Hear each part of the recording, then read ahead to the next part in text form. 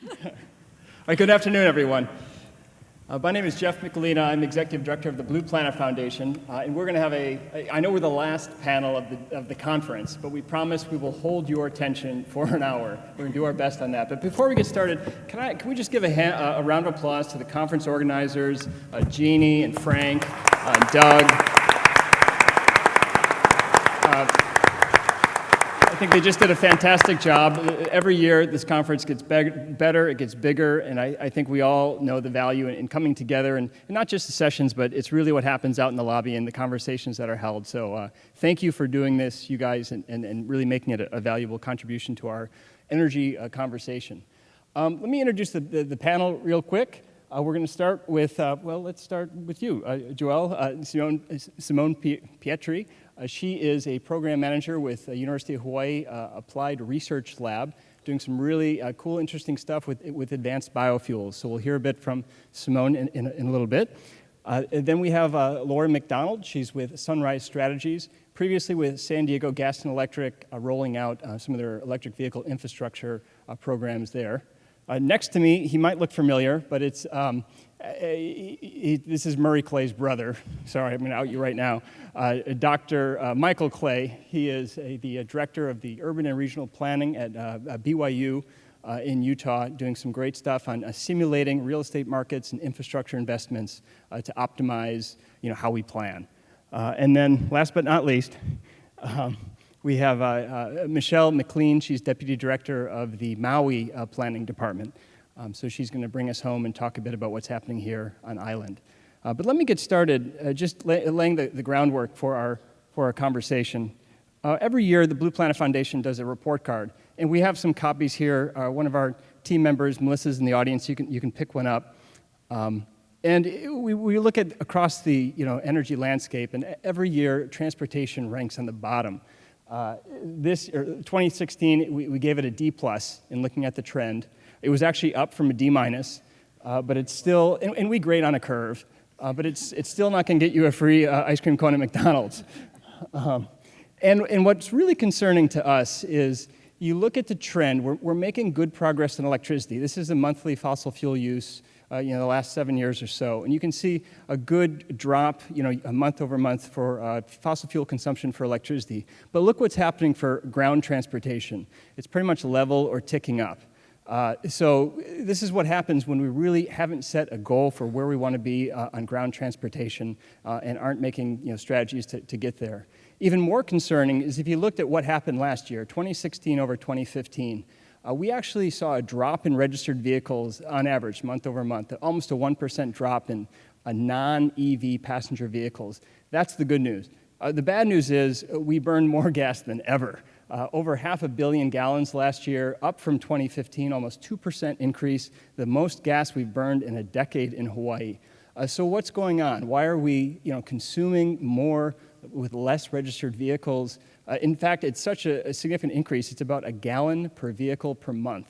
So from about 40 gallons per vehicle in Hawaii to 41 gallons per vehicle. So something that should all cause us, what is happening? Are we in less efficient cars? Are we driving further? We do like to drive in Hawaii. We drive pretty far, about 26 million miles per day, which we calculated is about 55 trips to the moon and back every day in Hawaii, so it's significant. And looking at the number of registered vehicles we have, about 1,038,000, if you put all those vehicles bumper to bumper, how long would that line be? Any guesses of how long that line of cars would be? I brought this up once at a high school, and I said, how far would you go if you put bumper to bumper? And a kid goes, you wouldn't go anywhere. And good answer. But actually, that line of cars would go from Honolulu to Denver. That's how many cars we have in Hawaii. Honolulu to Denver, bumper to bumper. So that's our challenge. Just a few other data points. I want to share Blue Planet Foundation. We talk about transportation a lot. It's a new priority for the organization. We thought we'd challenge ourselves in the month of March, and we introduced a Sustainable Commute Challenge, and we're ranking on how people are getting to work. And it ranges from the best, which is walking, to the worst, which is a single-occupant internal combustion engine, and then in between, biodiesel vehicle, electric, carpool, transit, bike, It wasn't just on carbon, but we also looked at congestion on roadways, contribution to the parking needs and the like. So don't look too close, but I knew I'm going to blow my score just with the commute to Maui here. But still, it was a good exercise for us to go through, and two things sort of stood out to me. The first is how much of this is structural. If you're a mile or two from work, biking and walking is within reason. And the second thing, no surprise, is habits are hard to break. It's really difficult when you get in your groove to switch gears and figure out, where's my bike helmet? I got to fill up my tires and all of this. So two takeaways there, but we hope to kind of refine this and maybe roll it out to some other companies that want to take a commute challenge and see if they can shape some behavior that way.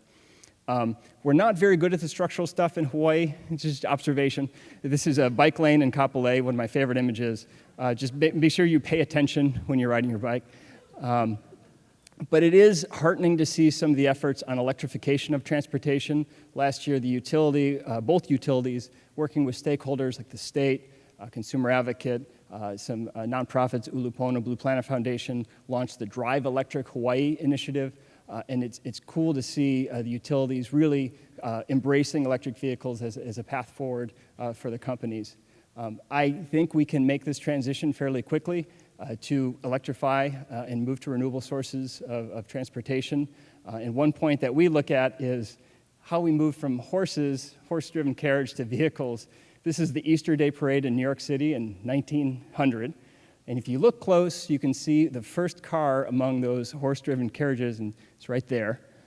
And then how long did it take to go from that to the opposite? Can you guess how many years from all horses to mostly all cars? All right, I'll give you the answer. 1913, 13 years later, where's the last horse? The last horse is right there. And that was a fairly radical change of going from what Joel says is a biofueled vehicle to a gasoline car. Tailpipe emissions, not so good. So that's all I wanted to share to lay the groundwork for our panel. And I want to kick things off with Dr. Clay from BYU and pose the question to you. He's going to share some slides of some of his research at BYU on really how do we optimize our patterns of development? How do we think different about how we develop, where we put the infrastructure? So let me turn it over to you, Dr. Clay. Thank you. Oh, it's on. Wonderful. All right, how do I advance? Big green button. That one? Perfect. Oh, they'll put it up in a minute. Well, congratulations. You've almost made it to the end of our thing here, last session. I, too, would like to thank the organizers. It was wonderful to be invited. I don't usually speak to the energy community. I do a lot of work worldwide with urban planning, land use, and transportation. I'm grateful for the opportunity to be here. A couple of numbers just to think about. So he gave sort of the day-by-day, 27 million miles per day we drive. It figures out to about 10.2 billion miles per year. And the islands, they're not that big, right? So where are we driving to? That we're driving 10 billion miles, over 10 billion miles a year in Hawaii. I didn't understand these numbers till I visited Honolulu and now Maui and realized, well, we're driving everywhere, right? Kids going to school are driven. When you get a gallon of milk, it takes a 6,000-pound car to do so, right? The way that we have built the islands is not good, to be really honest. And there's a real fear of growth on the islands. I think the reason being is that what we've built isn't very good. And who wants more of it? Nobody. I would be oppositional to any urban growth if I lived here too. I'd be very oppositional to it. Because what we've done, it's not the quality of life here is not as high as it should be, given how beautiful and wonderful the setting here is. I mean, it really is a paradise that we've kind of made some bad choices with. When you teach urban planning, the first thing you have to teach is humility. Urban systems are extraordinarily complex. And all of us walk around this world with mental models. These mental models help us figure out our world. They are gross oversimplifications. And when you pose an urban problem to someone, anybody, they will give you a solution within 20 seconds. Attend any city council meeting, and they have a solution. It's perfect, it will work, and they can give it to you in 20 seconds. We have spent the last 60 years implementing those 20-second answers, and it hasn't worked very well. The reason being, if you've ever played the game Whack-A-Mole, where a mole pops up and you smack it down and another one pops up, do they have that on the islands? I assume they do. The carnivals and fairs and things. Right, that's kind of how urban systems are. We have a problem, we smack it down, right, and then two more problems pop up. We have congestion on our roadways. Well, we'll build more roads, right? Smack that baby down. And congestion gets worse after we build those roads. Well, we'll build more roads. And congestion gets worse again, right? Because of some of the things we'll talk about here, that we're really not doing a good job considering all of the different systems that make up our urban system. The other number, besides the 10.2 billion miles of vehicle miles that are traveled every year, I want you to think about, is that if you add up all the energy, all the fossil fuels, so just fossil fuels, all the fossil fuels you're importing to the island, every use you have other than transportation, summed together, doesn't equal what you're using for transportation. So it is the gorilla in the room, right? If you're going to make Hawaii's future more sustainable, you are going to have to at some point do something about transportation, and inevitably, you're going to have to do something about the way you're building your city. Because the way we're building it today, you have to walk to accomplish any human need. I mean, not walk, I wish. You have to drive to accomplish any human need. All right, so this, I don't expect you to be able to read this. This is the federally mandated transportation planning process. It has all kinds of things of inventorying and figuring out all kinds of stuff. And then it has this little box that says land use. Okay? And land use is exogenous to this system. We take some kind of a forecast that some bright people put together, and then we model beneath that what's called the travel demand model. It's a 4-step modeling system. It's fairly simple. Engineers have been doing this for decades. And that model allows them to put in any kind of transportation infrastructure that they want to, and this system will tell them how good that new system is doing at alleviating congestion, at solving air pollution, at helping people get around. And so it's great, right? It's great at helping us choose which road we should do, right? When I was shown this as a master's degree student from an engineer, I looked at it and thought, that's the silliest system in the world, because it doesn't allow what you build to impact how you grow. Does that make sense? It does not allow what you build to impact how you grow. So when you build something, right, a new freeway, for example, like you could, this is a facetious example, but you could put a 16-lane freeway to the middle of Honolulu, and land use would not change in the model. Now, anybody that's modeled real estate or thinks about real estate and land prices and how the model or how the market shifts understands that transportation infrastructure is a huge input to the value of land. Why is land in Wyoming fairly cheap? There's no transportation infrastructure there, right? There's also no agglomeration economies and market forces, but there's just nothing out there, right? There's no transportation system there. As a result, the land is very, very cheap. You look at places that have a density of a transportation infrastructure, accessibility is very, very high. You also find a high amount of price because people want that land so they can get their products and services to market, or they can get from their house to work, so on and so forth. So I drew this feedback loop that I think someday we really ought to consider in our modeling, including land use with our transportation investments. I actually built one of these models for the city of Salt Lake because they were terrifying me. They hired me as a consultant to help them. There's a big push. Salt Lake is hedged in by one side by the Wasatch Front, 12,000-foot peaks on the one side. On the other side, they have the Great Salt Lake and Utah Lake. And there's this big linear city in the middle, going from Ogden in the north down to Provo in the south. It's got about 1.2 million people, expected to almost double in size in the preceding decades. And they want to double-deck I-15. That's the solution. We're going to double-deck about a 26-mile section of I-15 because we can't grow the freeway out to the sides anymore because there's now houses and businesses there. It's just too expensive. So let's double-deck it. And I said, well, what are you going to do after that? Triple and quadruple? What's your long-term plan here? So we got to model it, right, with a system that takes market-oriented actions. So every person in the model, every job, every human is modeled as an independent agent making choices trying to maximize their individual utility. what is the happiest I can be in this urban setting, right? And I'm going to move around. All the microeconomics are going to work themselves out till everybody is as happy as they can possibly be in this setting. There's also a developer supplying buildings, square footage for jobs and housing to occupy throughout this, right? Obviously, transportation is a big part of what makes people want to live where they live and shop where they shop and eat where they eat and work where they work, right? And so this system has all kinds of feedback loops. It's very, very complicated. But very interestingly, when we include land use and transportation together, right, we can begin to analyze our capital improvements in transportation and our policies from a land use side in a more efficient way. And we can get better answers that help us produce better cities, more efficient cities, cities that we actually want to live in. We can monitor what we call consumer and producer surplus, or also called welfare measures. How well is everybody doing economically, if you will? Now, utility is more than just money.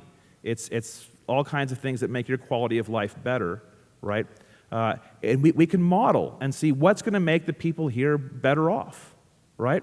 This modeling has become very, very important. Honolulu, once upon a time, was the leader in this. Back in the 1990s, they were an early adopter of this technology. The technology was not yet there. The computing power of the day was not equal to the modeling requirements. So Honolulu gave up on it, but what they started in Honolulu, started a wildfire throughout the rest of the country and the rest of the world, where we're now doing this and doing this very, very well. So if you have questions about this graph, I'm happy to take you through it. It's actually fairly complicated, but let's just move to here, because I think the less you hear of me, maybe the happier that you'll be. So Honolulu started it. They're that little dot in the Pacific Ocean, and from there, Europe was the first to follow suit. They took what Honolulu did, and they began to implement integrated land use and transportation modeling all over Europe. The United States then came around, Central and South America began to be major players in it. But the interesting thing is, while all these other places, I mean, just before coming here, I was interviewing for a contract to help the city of San Diego do this. It's a contract for $11.8 million, and I just received notification a few days ago I was awarded it. So that's great, right? But they want to find out how to make San Diego better, how to make the people there happier, how to do things efficiently, how to create a city that works well for everybody, affordable housing, environmental impact, energy characteristic, because the transportation system is consuming most of your fossil fuels, right? But what's the other big consumer? The buildings, right? Heating, cooling, power, lights, refrigerators, all that stuff, it's the buildings. Between those two things, the transportation system and the buildings, we're modeling most of your energy consumption. We don't model all the production activities that happen in heavy industry and things, right? But with those two things, we're modeling most of the energy characteristic of the area, right? So if you can get energy, you can get environment, you can get congestion, delay, air quality, quality of life, affordable housing, all kinds of things that make a huge impact in how people live and work, right? So you can get to a city, you can figure out, how do I get a city where my kids can walk to school? All the things that Gil taught, I was so glad that Gil was invited to be here. I felt more at home having him here because he makes my same argument, right? But how do I get to that vision? He does a great job presenting the vision of where we want to be. How do I get from where I am today to that vision of my kids walking to school, and when it's 6 o'clock in the morning and I wake up in a panic because there's no gallon of milk in the fridge and we're going to have cold cereal for breakfast because I don't want to cook, right? And I think to myself, do I need to get in my 6,000-pound car, consuming non-renewable natural resources, including the air, as I go to get my gallon of milk, or can I walk, right? Do I have a land use system that is integrated, works well together, and functions in a way that families can get their needs met on their feet, how they've done for thousands and thousands of years? All of our cities it took a huge propaganda campaign, honestly, to convince you that roads were for cars and not for people. The slides that he showed between, the early days when everybody was walking and horses and everything all over the road to get from there to cars, the federal government had to undertake a propaganda campaign to convince you roads were not for people. Cities weren't for people anymore. I mean, try to find a person in a city. You see them, they're in buildings, they're in cars, but there's generally not people moving around them, at least American cities anyway. With that, thank you. Thanks, Dr. Clay. We can give him a hand. That's okay. Interesting stuff. Now let's bring it home. And let me turn to Michelle and and say, is Maui County doing this? Are we? Do you have this sophisticated model or some facsimile thereof that's looking at some of the feedbacks from your planning decisions on transportation? And then after that, really, what are some of the challenges to getting there from the real practitioner standpoint? Okay, thanks, Jeff.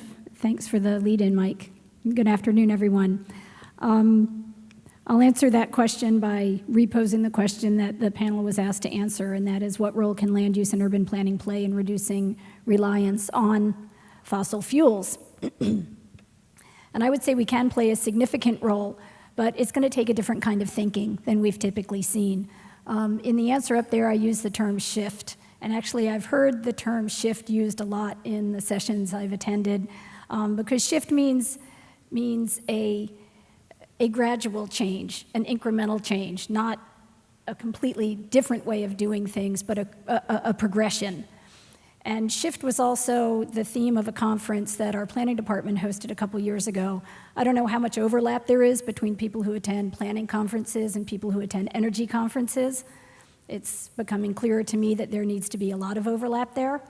But we use the term shift, standing for Shaping Hawaii for Tomorrow. And so we use the term shift happens a lot in our office. But I'll give you an example of the kind of thinking and the kind of shift in thinking that we need to have. And I'm just going to talk about housing. I mean, land use planning encompasses a broader variety of uses than just housing and just vertical development. But looking just at housing, we typically only have two housing types. And this is true for Hawaii, this is true for a lot of places. We have single family and we have multifamily. And examples typical throughout the state. But why don't we have more housing types? We have some duplex housing, and this is actually where I live, and I'm going to come back to this and talk about this for a minute. These are duplexes where the garages share a wall. Two units are coupled together, sharing a garage wall. The living spaces aren't coupled together. And this is located right in Paia town, and I'm going to come back to this slide in a minute. But we don't have triplexes, quadplexes, cottage housing. We don't have a broad array of housing types here. With design standards and in the right place, these types of housing opportunities could work well here. So I'm going to go back to this slide. When this project was built, this is 24 units, 12 duplexes, if you will, right in Paia town. This is on the north shore of Maui. So let's see, this is a pointer as well? Okay, great. So there's a little park right here, and then there are these 24 homes that surround it. This is the main intersection right in Paia town. So these 24 homes, everybody here can walk right into Paia to the shops, the restaurants, the grocery store, the post office, the bank, everything, to the Youth and Cultural Center, which is just down the road, the community center, which is right here, the beach. The opposition that came forward when this development was proposed was unbelievable. And the opposition was to the density. There was too many homes in this area, that there should only be about 5. And there are 24. And so now when you come in here, people think it is a great place to live. They're small homes, they're small lots, but it's designed that way. It's designed to be workable. So these are 24 homes that don't have to drive to get all these basic services. So right there, is that a reduction in fossil fuel consumption? Of course it is, just talking about ground transportation. And that's not the only benefit. If you talk about this kind of development, you're putting more housing stock on the market than would otherwise be there if you went with more of a typical density of just a handful of homes. These businesses or these residents are coming into Paia to shop and to eat and for services, keeping local dollars with local businesses. That's an economic benefit. It's promoting economic sustainability. It's reducing our reliance on the tourism economy. By having this kind of density, you don't put these houses outside of town. You're not adding to the sprawl that we see. You're protecting agricultural land. You're preserving open space. You're having less of an impact on infrastructure by connecting to existing infrastructure, water and sewer lines. And there are many benefits to this kind of development, but it's a different kind of thinking. It's a different kind of housing than we typically see. So more than just the energy benefits of something like this, there are a number of challenges that this single type of land use strategy can help address. But it requires a different kind of thinking. It requires opening up your mind to different kinds of housing opportunities that we don't typically see here.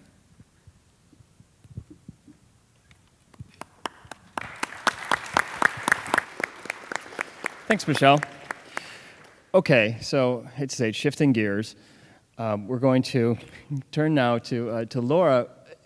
So we have the built environment, you have these structural things, we still have mobility needs. What's the best way? How do we optimize our transition to a renewable mobility, maybe electrification or otherwise?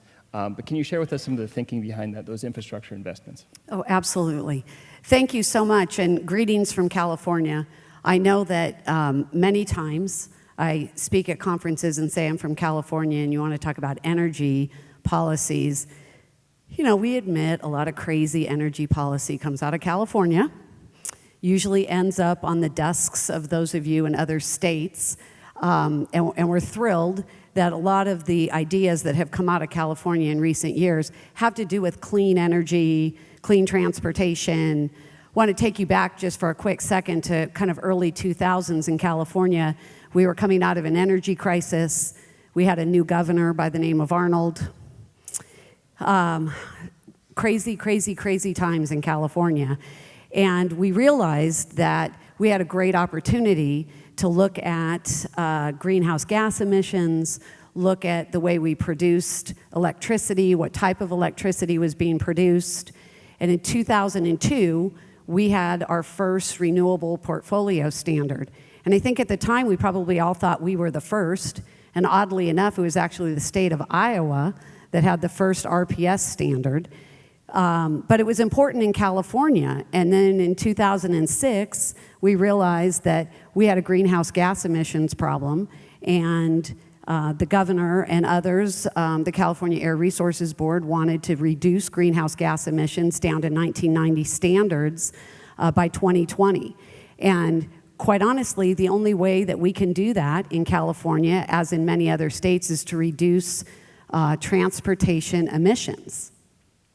So the California Public Utilities Commission, along with the legislature, realized that the greatest way to do that was to allow the investor-owned utilities to own and operate electric vehicle charging infrastructure. Took us a while to get there, but thrilled to say that while I was with San Diego Gas and Electric, I spent 16 years there. I left last February. Right before leaving, we were able to get our electric vehicle grid integration application approved. Thank goodness they renamed it to Power Your Drive, which is the picture I have up here. And it was a really awesome opportunity in San Diego. And Dr. Clay, welcome to San Diego. Anything you do to make us happier would be great. But we had an opportunity in San Diego and in California to say that there are people that want to drive electric and they want to drive on clean energy, and we have an abundance of renewable energy coming into the service territory. We needed to change the way people look at and think about renewable energy. And for the longest time, right, you didn't want to use your electricity in the middle of the day. And now we have an opportunity in California and in San Diego specifically to take our clean, renewable energy and charge cars and not go home at 6 o'clock at night and plug in your car during the peak and pay high prices. And the only way we could do that is if we could put charging infrastructure out and encourage people to charge. So the Power Your Drive program, which is run solely by San Diego Gas and Electric, will put 3,500 charging stations in multi-unit dwellings and workplaces and encourage drivers and employers to encourage their employees to charge their cars at the right time. So the SDG&E program, I'm still used to saying our program, the SDG&E program is actually a grid integrated program. So unlike the other two utilities, we care when people charge their cars. And we know that we have an opportunity to use the electric cars and to teach people who drive electric cars to be smart chargers. So day-ahead price signals, anybody who is involved in this program will know what they're paying throughout the day. They can use an app to manage their charging on an hour-to-hour basis. They can turn on and turn off the chargers. It's a really awesome opportunity in California and in San Diego specifically to encourage people to want to drive electric. So I'm going to kind of quickly go through, here we go. And just quickly, following up on the first phase of transportation electrification in California, we now have Senate Bill 350, which has widespread transportation electrification beyond just passenger cars. So all three of the investor-owned utilities just filed applications to look at other ways that we can reduce greenhouse gas emissions, targeting heavy-duty trucks, forklifts, working with the Port District, the Airport Authority, the city, and the county, an opportunity for the utilities to own charging infrastructure in homes. It's a really exciting opportunity to go beyond just kind of the low-hanging fruit of passenger cars. But all of this, again, would be grid integrated. So we often have said, right, it's not about the car and it's not about the charging. It's about using the cars and the chargers to make sure that the grid can sustain it. And we have an opportunity in San Diego particularly to make sure that we're not impacting the grid with the electric vehicles that we have. And as you can see, I think we all feel strongly if it moves, you know, whether it's goods movement or people movement, we have an opportunity to electrify it. And I think as the three utilities look beyond just passenger cars, you can see the opportunities we all have. And, you know, it's across the industry. It's the manufacturers, it's the utilities, it's the drivers, all excited about what opportunities we have in front of us. And then just one last thing in San Diego. You know, we realize that public education and outreach is really important, right? People want to drive electric cars. I'm not sure they understand. They have range anxiety. Oftentimes they don't know that we have great incentives in California, whether through the state or tax incentives. And so we, SD-Genie brought together businesses and manufacturers and put together a marketing campaign, first of its kind, marketing campaign to just get people excited about driving electric cars. It's been wildly successful. We've got kids excited about electric cars as a result of this and getting their parents to want to drive electric. And so I just wanted you all to be aware of that. I think there's great opportunities for any of you with your states here in Hawaii to look at grid-integrated electric vehicle charging infrastructure. So thanks so much. Thank you, Laura. I really appreciate that program, how you thought about electric vehicles. It's not just about slapping up a bunch of homes, for residents. It's not just about putting in a bunch of charging infrastructure, but actually thinking about electric vehicles as an asset and not a liability, because they can be liabilities if you just charge them willy-nilly. So exciting to hear, and I hope we can see more of that. So let's turn over now to Joelle.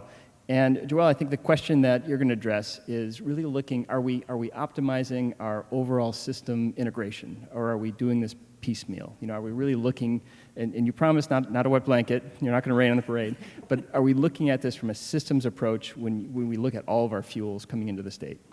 Sure.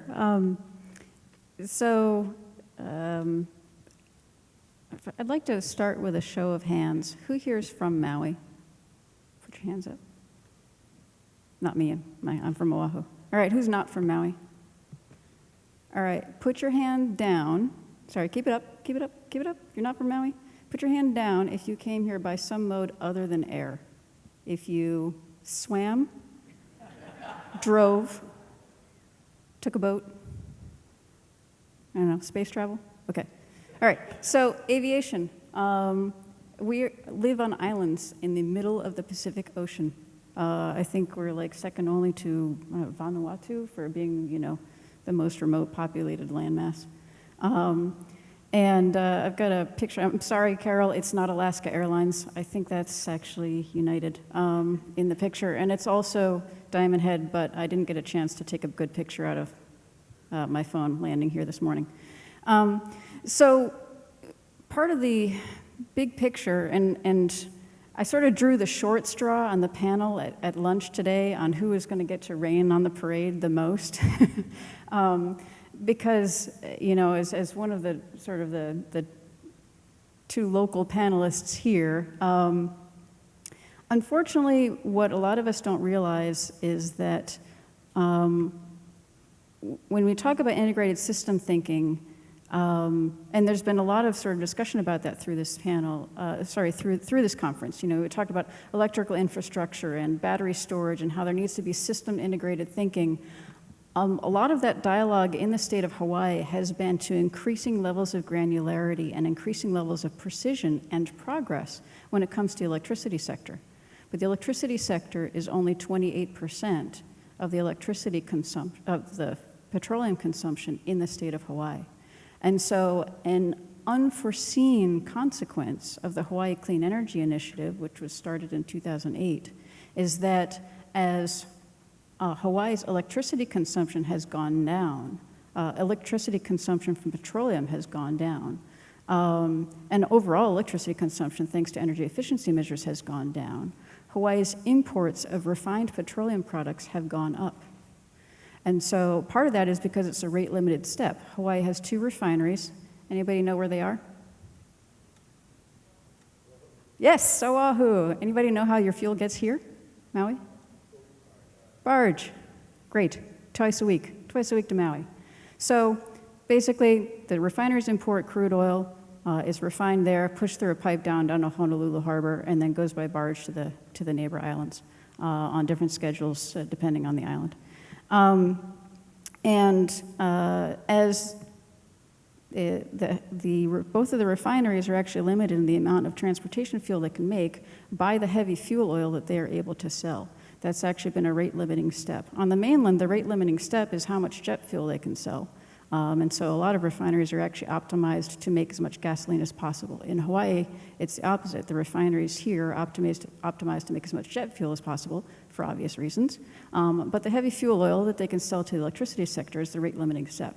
So as Hawaii Clean Energy Initiative has been achieving its electricity reduction goals and its fossil fuel reduction goals, the amount of gasoline, diesel, and jet fuel that the refiners are able to make and sell in the local market has gone down, and so imports have gone up. I actually am going to,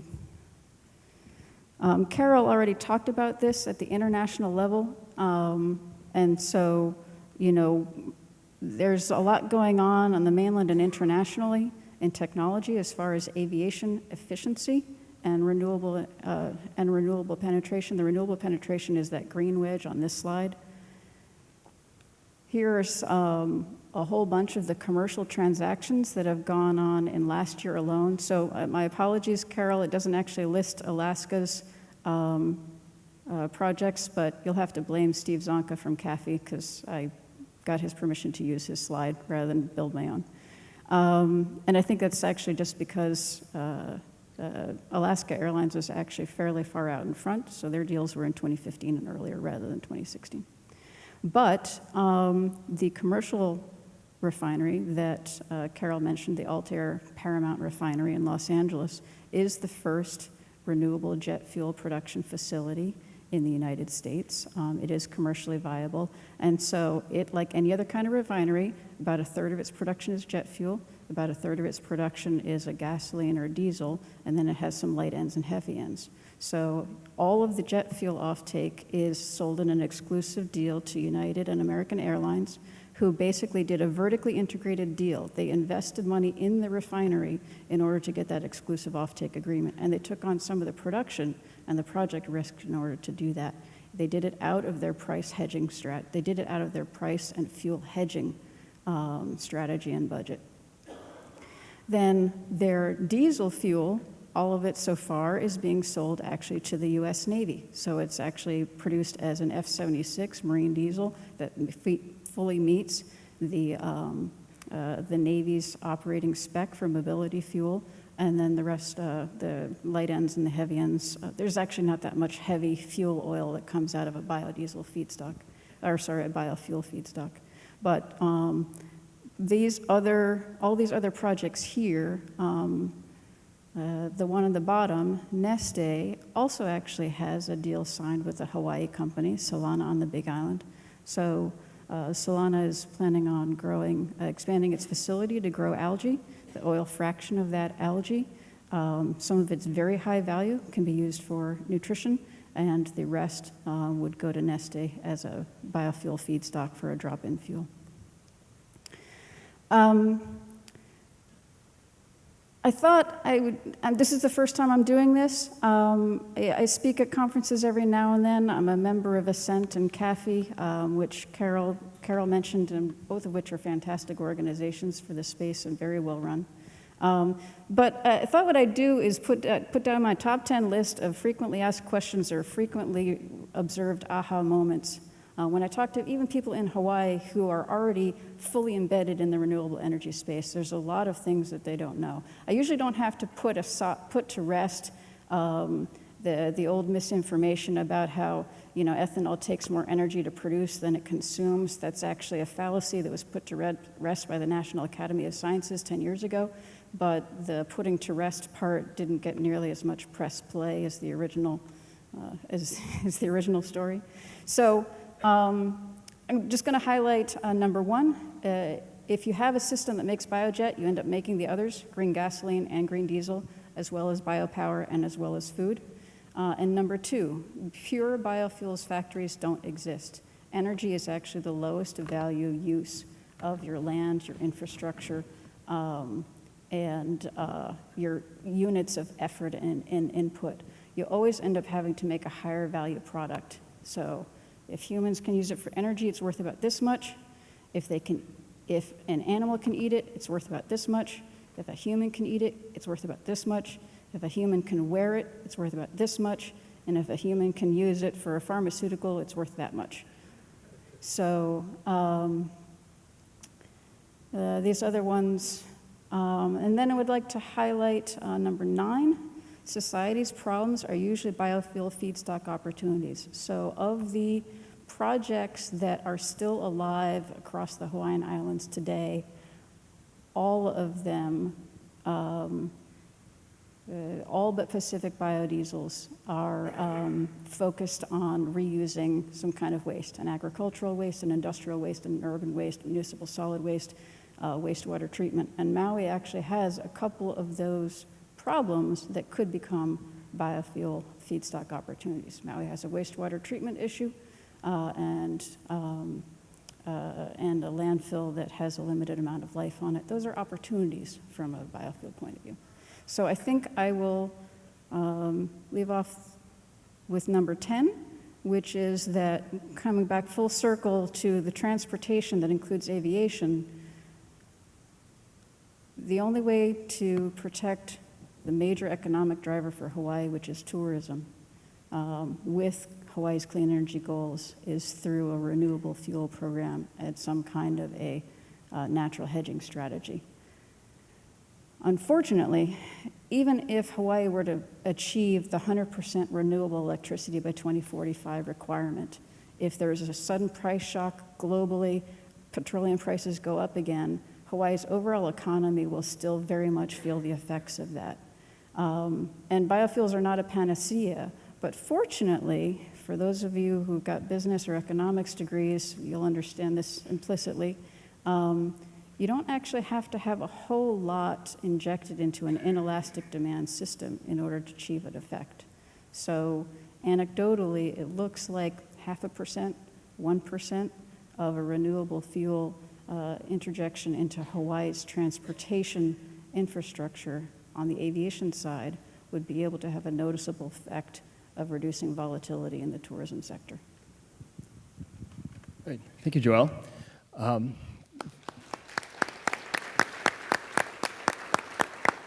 So we have some time left. I hope people can send in their questions. We have about 15 minutes for some discussion. But let's start with you, Joelle, and just talking about the local biofuel industry. What do you find are the biggest obstacles to really growing that out? Where are the hurdles? Is it labor? Is it land? Is it water? Is it something else? Another short straw. Okay. I think right now the biggest one that I see at play today, there's a couple, but one of them is the enemy being the perfect of the good. It's that when you have, a company in biofuels or bioenergy that's trying to pull projects together, and they're always complicated because, like I said, you have to be in multiple industries in order to get a project off the ground. There end up being so many additional well-meaning requirements placed on the project. Like, let's sign up for Roundtable for Sustainable Biofuels Principles to make sure that you meet all of your sustainability goals. And if you're going to get federal funding, you also have to do a NEPA study, which is basically an EIS light. And if you're going to actually sell it as a biofuel, you have to meet the Energy Independence and Security Act life cycle carbon analysis requirement, which a petroleum equivalent doesn't have to do. And those always end up being additional incremental costs. And so you can have projects actually just weighed down by this Christmas tree ornament, adding on of good wishes that the incumbent, the petroleum sector, doesn't have to bear. And so you end up having very little forward progress on doing the right thing because you're trying to make it the perfect thing. So that's one. Got many more, but I think you suggested that trucking might be one of those kind of non-logical or something you don't really think about in terms of an obstacle. Yeah. Okay, so we're getting some good questions. Let's start with this first one here, and maybe to you, Dr. Clay. How do you suggest we reduce the number of vehicles and increase other modes of transportation through changes in infrastructure? And I would add, does that fall on policymakers? Does it fall on developers? Does it fall on academics? Well, developers always do everything they do according to policy, right? Now, that may sound funny because they often vote to ask city councils to change policy, and city councils often change policy for them. But as they're putting it in, it's generally according to whatever policies are in place at the time. So really, it's on any given Tuesday or whenever it is that your city councils meet, they could begin to change the future of Hawaii. And that's really as simple as it is. We have to have a different idea. If you think of Walmart or Costco or any kind of store, they're designed the same way a suburb is, right? So you have the food over here, the clothes over here, the pharmaceuticals over here, the sporting goods over here, whatever. But it's all very segregated out into areas that are homogeneous in their use, right? You look at Hawaii, it's the same thing. You have houses here, you have workplaces here, you have shopping here. There is some integration in a few areas, but mostly there's not, which is why in order to go to the store, I then have to drive. If I have to drive, and this is the challenge, electric vehicles are fantastic and they will make a dramatic impact on energy efficiency and clean air. There can be no doubt. What they won't help, right, and what driverless cars and all the future things that we're hoping for, what none of those things will help is congestion, right, and quality of life. You will feel good about saving the world, right, in your electric car as you are putting your family in jeopardy because you're now coming home more agitated than you were before because there's now 40% more cars. I mean, think about that. If there's going to be 40% more people coming to Maui, where are you going to put the 40% more cars? On your current roads? Or are you going to build 40% more roads? That's extremely expensive. Maybe you have the money. But wouldn't you like to do something different? From a land use perspective, it's policy. You decide, as a group of citizens, electing officials, how you would like your city to grow. Now, most of us, for the last couple of generations, have only ever seen suburbs, right? It's very rare that people anymore grow up inside a diverse city environment. Most of us grow up in some kind of a suburban house, right, with a suburban school, with a suburban shopping network, and we don't really think about, is there an alternative way of living? But yet we all go and visit Europe and take pictures of how great this is, And we walk all over the place. Oh, look at that. Great architecture, great building, what a walking path, what a, blah, blah, blah, right? And then we all drive up to Costco and say, well, I saved money by coming here, right? But nobody wants to preserve it. Nobody wants to save it. I rarely see the selfies outside of Costco, right? And I'm picking on one, right? But put in place there any big box retailer. Nobody says, look what I did today. I mean, people take pictures of their food, right? But they don't take pictures of these big box retailers because they're not good places, all right? They're not places at all. And really what they are, they're more parking lot than they are structure. And ponder this. Economically, there is a tremendous amount of economic development that can take place simply by converting our parking lots into an economic use. Right now, there's no economic use there. Right? It costs more to build things if you have to put a huge parking lot out front. You have to put a huge parking lot out front if every one of your customers has to drive there in order to shop there. You just have to have it, right? And I've heard that parking sometimes can be an issue in Honolulu. Sometimes. Maybe sometimes parking is an issue on Maui. I don't know, right? But sometimes, and imagine where you're going to put 40% more cars. I mean, when I look at the island, I think 40% more cars would be devastating, right? I would think that would ruin the paradise that people come here to enjoy. And there's this joke on the mainland that everybody who comes to Hawaii wants to be the last person to come, right? That I found my paradise. Now, no one else can come here, right? Because if they do, they'll ruin my paradise. What if the next person coming here actually improved your paradise? I mean, that would be a real paradigm shift. What if adding people, adding agglomeration economies, adding capital in positive ways made your city more valuable, a better place to live and work and be, rather than one more person is just one more detraction from my quality of life? When you meet human beings bumper to bumper on the road, in Hawaii, you guys are great. You do the shaka and you let people in, and friendliest drivers I've ever seen in my life. But still, you get annoyed because I can see in your faces when you're hitting me with this, you're still gritting your teeth, right? The U.S., why are you here? I wish you were back on the mainland, right? So we want to understand how to grow, but how to grow positively. And because of the complicated nature of the system and the complexity of the number of systems involved, right, my hope in coming here really is that Hawaii begins to adopt the kind of planning that they began but then left 20 years ago. And that we begin to look at a more holistic approach to planning in a way that increases quality of life. And then that 40% coming here could be the best 40% of urban development Hawaii has ever had. And we look at redeveloping some of what we've already done that we did poorly, right? And we could have a better Hawaii could be a better place to live with more people here. It's a tough thing to think about, but because we only think about it with our mental models, we only think about it as a continuation of the same. It's just more housing on the fringe, causing more drivers on the road, causing more air pollution, more consumption of non-renewable natural resources, more congestion, more fatalities, right? Nationwide, I don't know what Hawaii's numbers are. Nationwide, we kill about 40,000 people a year on our roads. We've sacrificed more human life to driving than we have to all of our wars combined from the revolution, right? So every one of us that gets off a freeway and is alive is kind of a veteran. We've done a cool thing, right? But we just don't see it that way.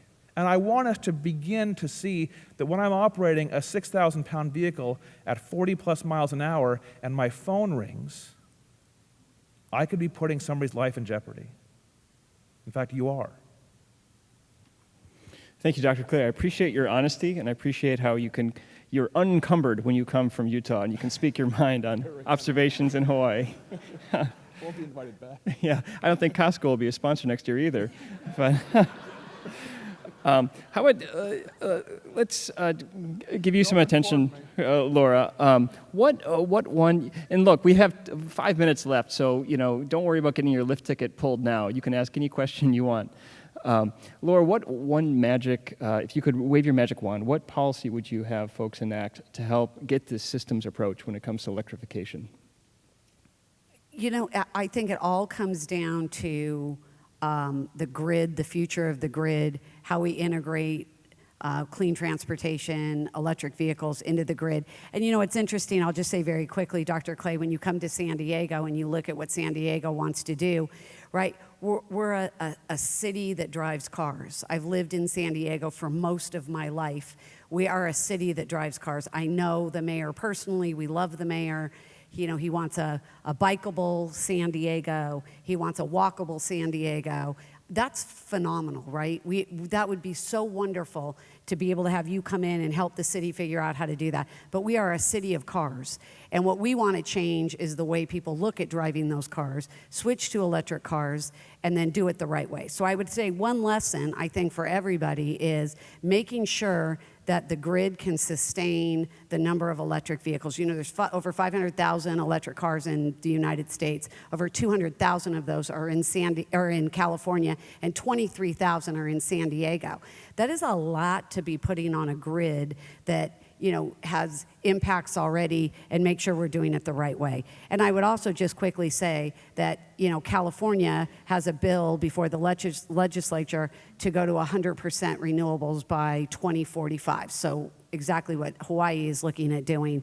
A big piece of that is transportation electrification, and we need to do it the right way. And so when people say, boy, can cities and states, because the city of San Diego is looking at 100% renewables as well as part of a climate action plan. So I think as you look at cities and states that want to go to 100%, people say, well, you're never going to get there. The cost is too high. You can't do it. It's pie in the sky, crazy stuff. It all starts in California, you crazy people in California.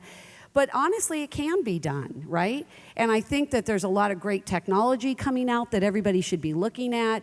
You know, if you guys haven't had a chance, I think the booth has been taken down now, but if you didn't have a chance to go stop by the Sempra Energy booth, and I'll make a plug for my former colleagues, you know, there's great technology out there today that could help every one of your states or your cities that want to go to 100% renewable. If you can find somebody out here from Sempra, or Patrick Lee, if he's still out here, you know, it can get done, and we can add those electric cars onto the grid. We can do it the right way. We can put batteries. We can do all that great stuff, but it has to be done the right way. If we don't do it right, then what we're going to do is build more power plants, and we're going to build more transmission lines to accommodate the number of electric cars. And I don't know about you, but I spent 12 years of my career trying to get a transmission line built in San Diego that would bring renewable energy in. I mean, it took us 12 years to get that line done, right? And so I don't think anybody wants to embark on transmission lines and natural gas power plants, so let's just do it the right way. Great. So we just have a couple of minutes left. So how about we just go down and share our our one best idea? We have some influential folks in the room. So not to spring it on you, Joelle. Oh, how about we spring it on you, Michelle? One thought that you want to leave people with, how do we have this more integrated systems approach? How do we get from where we are today to where I think we all really want to be? I think with the people who attend this conference, you're very involved in a number of issues that are going on at the local level. And to look at things like land use issues from more than just one of the potential impacts, whether that's a good impact or a negative impact. What I was trying to convey is that it's more than just, any development is more than just housing or commercial. It does affect transportation and energy. It does affect walkability and public health. It does affect our local economy. So you might have concerns over a development, but look at the whole picture and try to see, as Joelle said, don't let the perfect be the enemy of the good, because not every development is going to be nothing but benefits. There may be downsides to it, but keep your mind open to the bigger picture that some of these projects might be contributing in ways that you wouldn't otherwise consider. Great. Dr. Clay? So one of the assignments that I give my students is I have them write urban journals. I have them go to a place, sit down, spend 15 minutes there. They can't look at their phone, they can't talk to anybody, but just sit and experience it. And then I have a whole series of questions that they have to ask themselves, and fill out this little form and write about their experience, right? And I always have the smart alecks that I love. They will put a lawn chair out in the middle of a 7-lane road, and enjoy that urban place, or they will roll out some AstroTurf and sit in a Walmart parking lot or something, right? Because it sort of draws the point that much of our urban space is not really built for humans. So I would encourage you, if I have one thing to ask, that you push for building your cities at the human scale.